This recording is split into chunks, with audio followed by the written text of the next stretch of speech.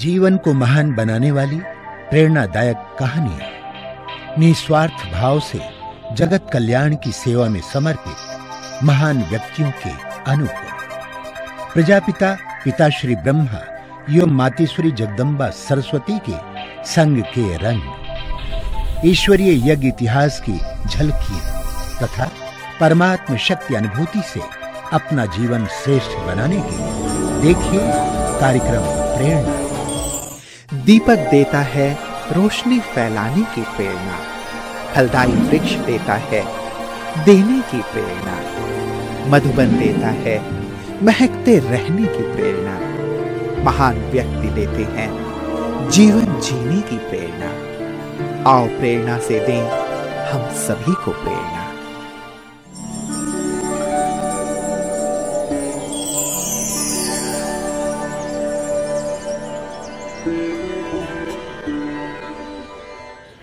नमस्कार, आइए प्रेरणा कार्यक्रम में आपका हार्दिक स्वागत है। साथियों, इस कार्यक्रम में हम आपकी मुलाकात कराते हैं ऐसी प्रेरणादायी हस्तियों से जिनका संपूर्ण व्यक्तित्व निस्वार्थ सेवा करने और जीवन को दिव्य बनाने की प्रेरणा देता है।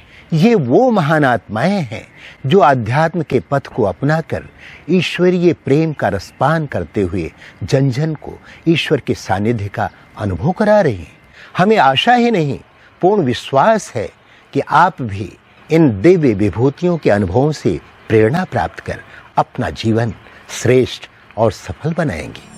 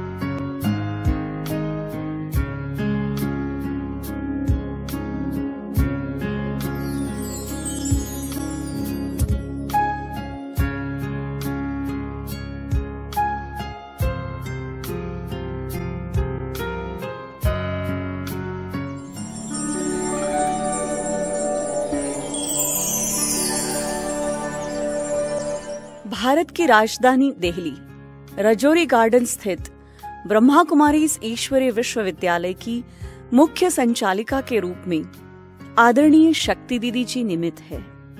आपका जन्म 1958 में सहारनपुर के एक समृद्ध परिवार में हुआ। बचपन से ही आपके अंदर विशेष रचनात्मक कार्यों में एवं पढ़ने लिखने में रुचि रही है। आप स्नेह स्वरूप, सहनशीलता, नम्रता, लव एंड लॉ का बैलेंस रखने वाली एक्यूरेट, अलर्ट जैसी अनेक विशेषताओं से भरपूर आत्मा है। आपको मात्र 11 वर्ष की आयु 1969 में दिल्ली मेहरौली से ईश्वरीय ज्ञान की प्राप्ति हुई। आपको बहनों की सादगी और पवित्रता ने इस ज्ञान में चलने की प्रेरणा दी। इसी वर्ष आपको मुख्यालय माउंट आबू में अव्यक्त बापदादा से मिलने का सुअवसर प्राप्त हुआ। परमात्म मिलन से आपने स्वयं में ईश्वरीय शक्तियां भरी। 1974 से आपने अपना संपूर्ण जीवन ईश्वरीय सेवाओं में समर्पित कर दिया। तब से ही बनारस, अजमेर, जयपुर, ब्यावर, किशनगढ़ इत्यादि स्थानों पर सेवाएं देते हुए 1986 से स्थायी रूप से आप अपनी सेवाएं रजौरी गार्डन, दिल्ली में दे रही है। जन जन को ईश्वरीय संदेश देते हुए आपने समय की पुकार, परमात्म अवतरण, हेल्थ, वेल्थ एंड हैप्पीनेस, अंतर्राष्ट्रीय महिला दिवस, बाल विकास शिविर इत्यादि अनेकों कार्यक्रमों का आयोजन किया। वर्तमान समय दीदी जी के नेतृत्व में 60 सेवा केंद्र, 200 गीता पाठशालाओं में 15,000 से भी अधिक ब्रह्मावत्स ईश्वरीय मर्यादाओं पर चलकर परमात्मा सुखों का अनुभव कर रहे हैं।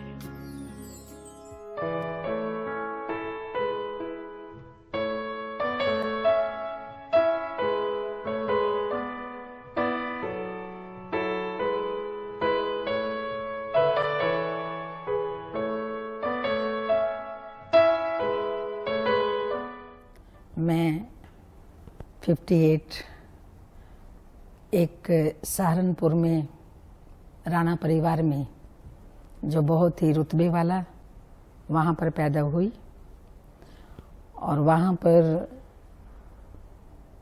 मेरे माता पिता और ग्रैंड मदर लौकिक में बहुत ही भक्ति भावना वाली थे। सप्ताह में 5-6 व्रत वो रखते थे और कृष्ण की भक्ति बहुत अधिक करते थे। उनकी भक्ति में बहुत शक्ति थी। बचपन में ही जब मैं पैदा हुई तो मेरी मदर मुझे बहुत ही अच्छे संस्कार देती थी, जैसे बोलने के, उठने के, बैठने के। इवन भक्ति में तुम कैसे उस कृष्ण को याद करो, राम को याद करो, शिव को याद करो, वो सब मुझे बताती थी। लेकिन मुझे ये सब एकदम ऐसा लगता था कि क्या व्रत करने से, नेम करने से परमात्मा मुझे मिल जाएगा। ये अक्सर मेरे मन में संकल्प चलता रहता था। लेकिन फिर भी मैं अन्य भक्ति ना करके शिव की जो शिव चौदस होती है, शिवरात्रि होती है, उसका व्रत अवश्य रखती थी। और मेरे मन में हमेशा ये रहता था कि मैं इस संसार से हट कर के कोई विशेष आत्मा हूँ। मुझे इस संसार में अगर मैं आई हूँ तो कोई विशेष कार्य करना चाहिए, और ऐसा कार्य करना चाहिए जो संसार में किसी ने नहीं किया हो, वो कार्य मुझे करना चाहिए। लेकिन कौन सा कार्य करना चाहिए ये मुझे कुछ समझ में नहीं आता था। जैसे ही मैं 69 में ज्ञान में चली, क्योंकि हमारे मामा जी ज्ञान में चलते थे, तो 2 मास ही मुझे ज्ञान में चलते हुए तो उस टाइम में कोई इस तरह का नहीं होता था 6 महीने 4 महीने ऐसे कन्याएं मधुबन में ना जाएं। तो मामा जी मुझे, क्योंकि अनन्य थे, दीदी दादी उनको बहुत अच्छी पालना दे रहे थे और यज्ञ में मुख्य भाई थे, तो वो मुझे मधुबन में लेके गए। और मधुबन में जब मैं गई, जाते ही मुझे इतना सुंदर लगा। चारों ओर पवित्र वातावरण, पावन वातावरण। और जैसे ही बड़ी दीदी से मिली, दादी प्रकाशमणि जी से मिली, तो ऐसे फील हो रहा था कि जैसे सचमुच में जैसे ग्रैंड मदर मेरे को बहुत बेहद प्यार करती थी, तो उससे भी बढ़कर के बड़ी दीदी का और दादी का प्यार मिला। तो दीदी ने जैसे ही मुझे देखा तो मुझे एक बहन कमरे में आई कहने कि आज आपका भोजन बड़ी दीदी के साथ है। तो मैं तो एकदम चौंकी भी और अपने भाग्य पर नाच भी किया कि अरे ये क्या, अभी तो मैं 2 महीने से बाबा की बच्ची बनी हूँ और आज ही आई हूँ, मुझे निमंत्रण मिल गया कि दीदी दादी के साथ आपका भोजन है। बड़ी दीदी का बहुत छोटा सा कमरा उस टाइम में हुआ करता था, जहाँ पर लच्छू दादी, प्रकाशमणि दादी, मनमोहिनी दीदी और ईशु दादी, 3-4 बहनें दादियाँ ही भोजन करती थी। तो वहाँ पर जब मैं भोजन की टेबल पर गई और बहुत ही गंभीरता पूर्वक और गर्दन ऐसे नीचे करके मैं बैठी हुई थी, तो दीदी बड़ी मुस्कुराती हुई जब उस हॉल में डाइनिंग, बहुत छोटा सा हॉल था, डाइनिंग टेबल लगी हुई थी, लच्छू दीदी खड़ी हुई थी। तो जैसे ही उन्होंने प्रवेश किया और बहुत रूहानी दृष्टि मुझे दी, तो मैं दृष्टि लेते फिर ऐसे कर लिया। तो दीदी ने मेरे यहाँ हाथ लगा करके ऐसे ऊपर हाथ किया, मेरी गर्दन को ऊपर किया। तो मैं ऐसे दीदी को देखती रही, दृष्टि लेती रही और इतनी रूहानियत में मैं खो गई। उस रूहानियत में खोते खोते मैंने गर्दन फिर नीचे कर ली। दीदी जी बैठ गई, दादी जी बैठ गए और ईशु दादी जी भी बैठ गए। लच्छू दीदी आई तो बड़ी दीदी जी ने कहा कि देखना ये कन्या कैसे शर्मीली की तरह से बैठी हुई है, तुम्हारा नाम क्या है। मैं इतनी शर्म कर रही थी कि मैंने बड़ी दीदी जी को अपना नाम तक भी नहीं बता पाई मैं, क्योंकि मुझे बहुत शर्म लगती थी ऐसे बोलते हुए। तो जैसे ही दीदी जी ये लच्छू दीदी को कह रही थी तो कहा इसका नाम चेंज कर देते हैं, क्या है तुम्हारा नाम, जब ये नाम बता ही नहीं रही है तो आज से हम इसका नाम रखते हैं। तो बड़ी दीदी ने, बहुत ही सौभाग्य की बात है और मुझे अपने ऊपर नाज है कि बड़ी दीदी ने फौरन मेरा नाम चेंज किया शक्ति। तो शक्ति नाम पा करके जब मैं बाहर आई, किसी को भी मेरा नाम वहाँ पता ही नहीं था, पुराना नाम क्या है। तो शक्ति नाम पा करके मुझे बेहद खुशी हुई। और लौकिक में मेरे मामा जी जो आज भी सत्कार भवन में हैं, मम्मा बाबा की पालना ली। जब मैंने उन्हों को कहा कि, क्योंकि बचपन से ही जब मैं मामा जी कहती थी और जब ब्रह्मा कुमारी बनी मैंने मामा कहना भी छोड़ दिया, क्योंकि मुझे ये समझ मिली आत्मा रूप में सब भाई भाई हैं। तो मैंने मामा जी को भी भाई जी कहना शुरू कर दिया। तो जैसे ही उनको मैंने बाहर निकल करके मैं आई और कहा मामा जी, ना कह करके भाई जी, मेरा नाम बड़ी दीदी ने बदल दिया। उनकी खुशी का भी ठिकाना नहीं था कि अरे तुम तो वाकई में, जब मैंने कहा शक्ति मेरा नाम दिया है तो उन्होंने कहा कि अच्छा अब तो तुम्हें शेरनी शक्ति बनना पड़ेगा और देखना तुम्हारे सामने बहुत बातें आएंगी और वो तुम्हें सब फेस करनी पड़ेंगी। मैंने कहा अरे आप बैठे हैं, दीदी जैसी हैं, दादी जैसे हैं, इस तरह का जब परिवार मिल जाता है और बड़ों का आशीर्वाद सर पर होता है तो फिर मुझे डरने की क्या बात है। तो भाई जी को भी अच्छा लगा। रात्रि फिर भोजन किया हम लोगों ने, ऐसे ही वहाँ पर अपना शांति स्तंभ था, वहाँ जाकर बैठे और बाबा के रूम में भी गए, घंटों बैठे रहे और बाबा से दृष्टि लेती रही और बाबा को अंदर ही अंदर दिल में कहती रही, बाबा बड़ी दीदी ने जो मुझे नाम दिया है, इस नाम की मुझे जैसा नाम वैसा काम मुझे करके दिखाना है, इस नाम को सार्थक करना है। और सचमुच में उस टाइम में ऐसे फील हो रहा था जैसे साकार बाबा सामने बैठे हैं और बाबा मुझे बहुत प्यार भरी दृष्टि दे रहे हैं। मधुबन को देखूं अपने ही ख्वाबों में, मधुबन को देखूं अपने ही ख्वाबों में, मधुबन में प्यारे बाबा को, मधुबन में प्यारे बाबा को देखूं अपने ही ख्वाबों में। मधुबन को देखूं अपने ही ख्वाबों में, मधुबन को देखूं अपने ही ख्वाबों में,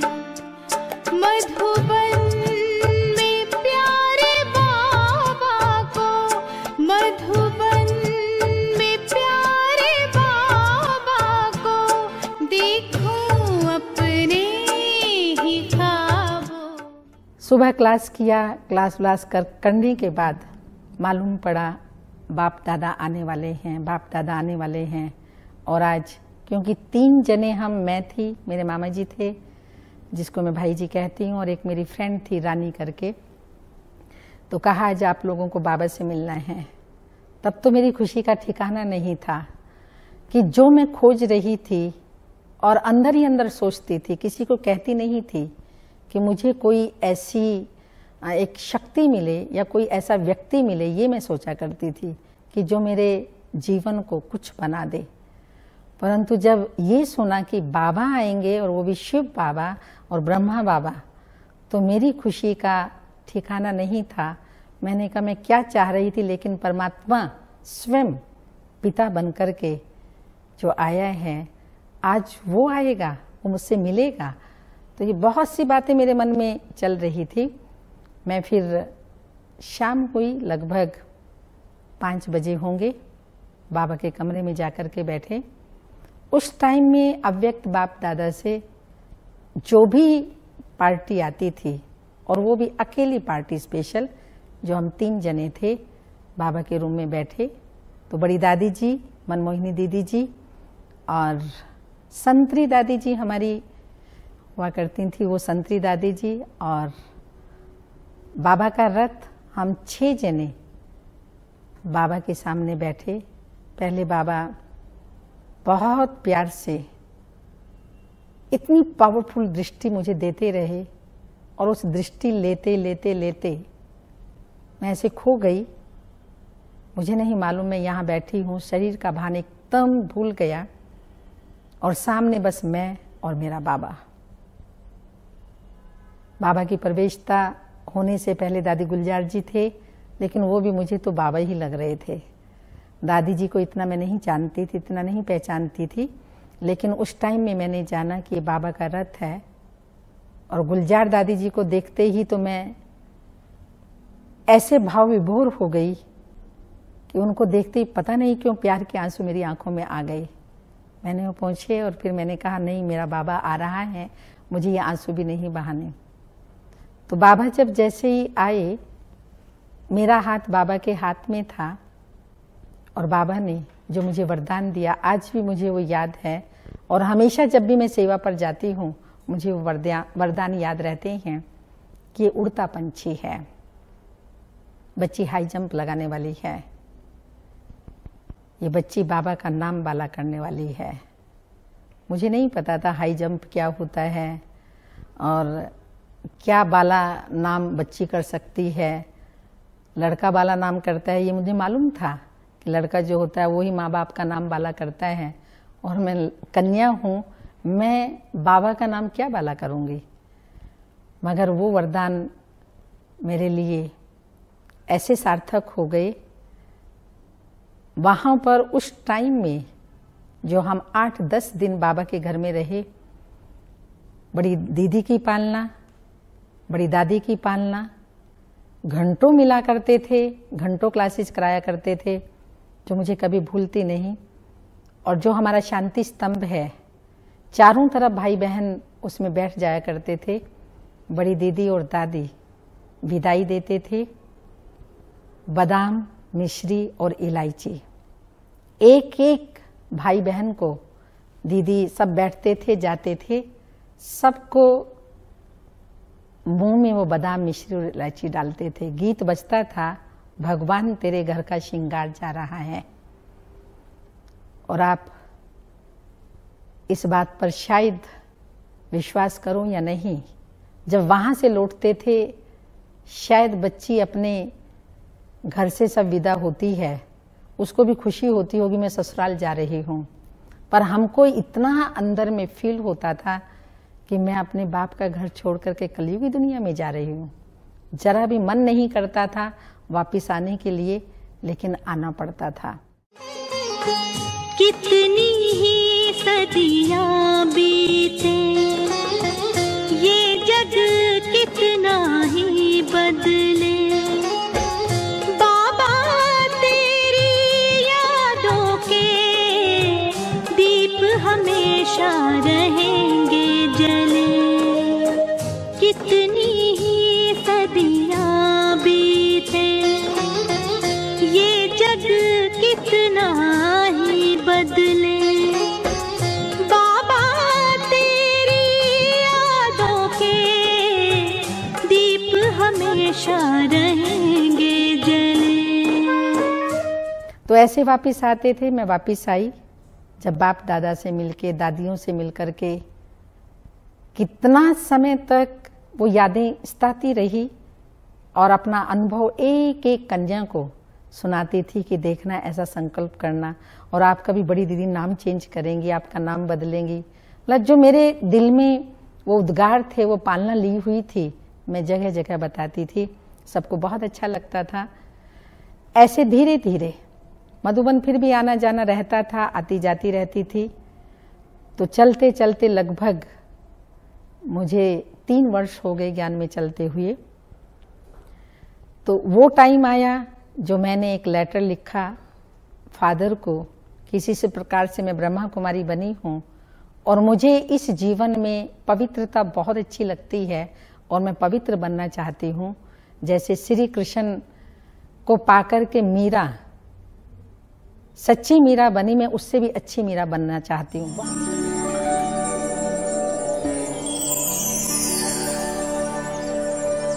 मेरी धारणा खान पान की, प्योरिटी की, और मुझे याद आता है जब बड़ी दीदी जी ने शक्ति नाम दिया तो मेरे मामा जी ने ये नाम पक्का कराने के लिए मुझे ये बोला था कि अगर आप गुस्सा करोगी तो मैं कभी भी शक्ति नहीं बोलूँगा।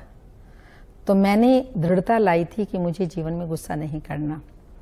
तो वो संकल्प लेकर के मैंने अपने में प्रेम, प्यार, स्नेह, ये पॉजिटिव धारणाएं अपनाई और हमेशा मैं ये ख्याल रखती थी कि मुझे सहनशीलता की देवी बनना है। चाहे लौकिक में परिस्थितियाँ आईं, चाहे अलौकिक में परिस्थितियाँ आईं, लेकिन मैंने बाबा की श्रीमत को कि हर हालत में मुझे बाप की बात को मानना है, आज्ञाकारी बच्ची बनना है। और अव्यक्त बाप दादा ने जो कहा था मुझे बच्ची नाम बाला करना है, तो मैं नाम बाला तभी कर पाऊंगी जब मैं प्रेम स्वरूप आत्मा बनूंगी। विशेषकर कर्मों की गुह्य गति, जिस पर मैं विशेष ध्यान रखती हूँ कि मेरा कोई कर्म ऐसा ना हो जिससे मेरे बाप का नाम बदनाम हो। और मैं हर पल हर घड़ी ये ध्यान रखती हूँ कि हमारी दादियाँ संपन्न बनी, संपूर्ण बनी, और ब्रह्मा बाबा भी संपन्न संपूर्ण बने। और जहाँ तक नाम बाला करने की बात आती है, इसी में हम नाम बाला करेंगे जिसमें हम मम्मा बाबा को फॉलो करेंगे। जैसे मम्मा ने हर घड़ी अंतिम घड़ी समझी, मैं भी जब रात को कई बार, हमेशा तो नहीं ये संकल्प आता, परंतु कई बार ये संकल्प आता है कि मैं सुबह उठूंगी या नहीं उठूंगी। इसलिए बाबा को अपनी पूरी दिनचर्या बता करके, और किसी से भी विशेष ध्यान ये रहता है कि मैं अपना हिसाब किताब नहीं बनाऊं। स्वयं संतुष्ट रहती हूँ अपने पुरुषार्थ से, परिवार से, सबसे कोशिश करती हूँ कि जो भी मेरी बहनें मेरे साथ में हैं मैं उन्हें संतुष्ट रखूं। कारणे अकारणे संस्कारवश या कोई भी ऐसी बात होती है तो भी अपनी मैं शुभ भावना, शुभकामना रखती हूँ। ऐसे ही सारी क्लास के लिए भी, क्योंकि अगर आज हम यहाँ पर बैठे हैं और इतने अच्छे स्थान पर हम आए हैं, अकेली मैं इस जीवन को इतना सुंदर बना पाऊँ, वो हमारे अंदर इतनी ताकत नहीं थी। लेकिन जितने भी हमारे विद्यार्थी भाई बहन, अलौकिक परिवार, उन सर्व के सहयोग से ही, चाहे सेवाओं में, चाहे पुरुषार्थ करने में, चाहे अपनी मंजिल पर पहुंचने में, केवल अकेली का हाथ नहीं मेरा, लेकिन पूरे परिवार, अलौकिक परिवार का बहुत ही अच्छा परिवार, ये रजौरी की फुलवाड़ी, जो कभी भी हमसे कोई भी ऐसी वैसी बात नहीं होती, बहुत रिगार्ड, रिस्पेक्ट, प्रेम, प्यार, चाहे वो बहनें हैं आश्रम में रहने वाली, चाहे आने वाली भाई बहनें हैं, सब बहुत ही अच्छा तन से, मन से, धन से, समय, संकल्प, श्वास, मनसा, वाचा, कर्मणा सहयोग देते हैं। इसलिए मैं उनकी बहुत आभारी रहती हूँ कि इतने उनके सहयोग से आज हम सभी मम्मा बाबा के समान, दीदियों के, दादियों के समान बन पा रहे हैं।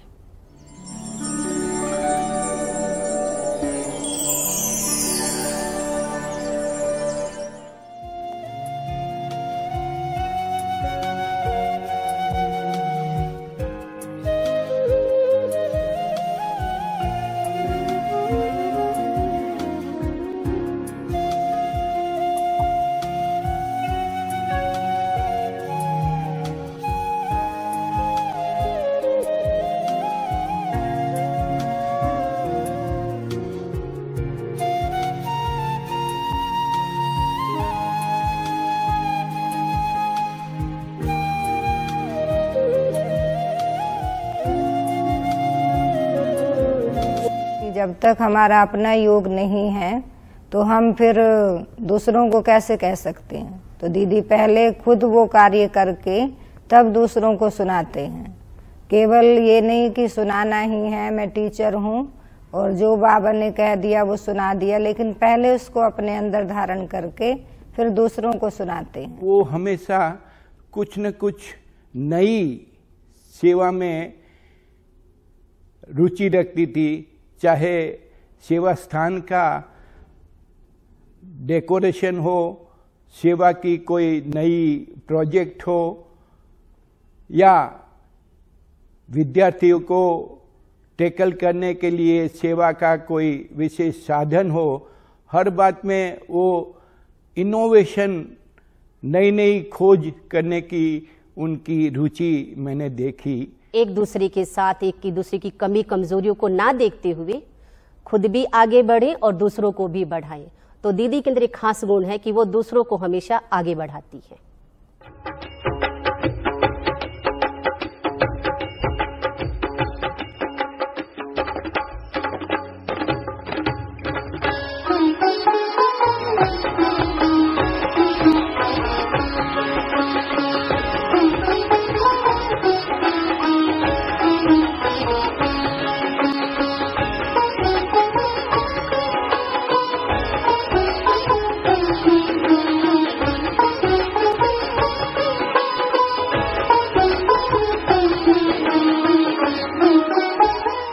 जब भी मैं दीदी से बात करता हूँ, दीदी कहती है जी भाई साहब, हाँ जी भाई साहब। इस दो शब्दों ने मेरे जीवन को बदल दिया। अभी मैं कहीं भी जाता हूँ तो मेरे को दो शब्द याद आते हैं और मैं भी वो यूज़ करके आगे उससे बढ़ता हूँ, तो मेरे जीवन में बहुत परिवर्तन आया।